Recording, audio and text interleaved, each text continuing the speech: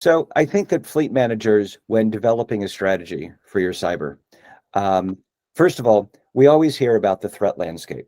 And I think that we need to concentrate less on our perceived threats and way more on the vulnerabilities that we have in our systems, because we can control the vulnerabilities. Vulnerabilities in our systems are something that's internal. Threats are external, and we can't really control the threats. So if you build a cyber defense against your perceived threats about what the threats might be, who the threat actors might be, if you get the threats wrong, then your cyber defense is wrong. Whereas if you focus on the vulnerabilities, you at least have a fighting chance about mitigating the impact of the threats.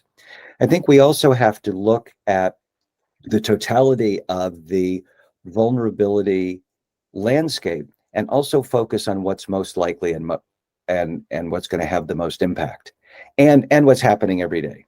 So we're all concerned about a cyber attack on a ship that could debilitate a ship one way or another. And of course, the impact of that could be significant. However, the likelihood at this time is still relatively low. It's still possible, but it's still relatively low, and you still have to protect yourself against it. We always hear about ransomware. Ransomware is really sexy and it really makes the news. But there are ways to protect yourself against ransomware. There are ransomware detection tools. There is having really, really good backups. But look at what's happening every single day. Every single day, we're getting pounded with phishing mail. And phishing emails remain the most common thing that people are clicking on and causing problems within an organization. Despite the fact that there are a lot of different threat actors out there, most of us are still concerned about cyber criminals who are trying to separate us from our money.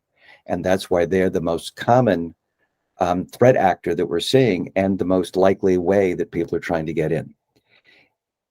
Finally, it is incredibly important that you don't take a posture of doing nothing. Don't try to look at the return on investment of your cybersecurity protections and your cyber defense strategy. Nobody tries to do a return on investment of having a military defensive force.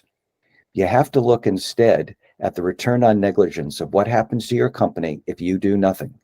And eventually, if you do nothing, you face an existential threat to the company. You also face, in a very serious manner, fines from all sorts of um, regulatory agencies who are going to say you're not doing enough to protect your passengers, your crews, your customers, and your stockholders.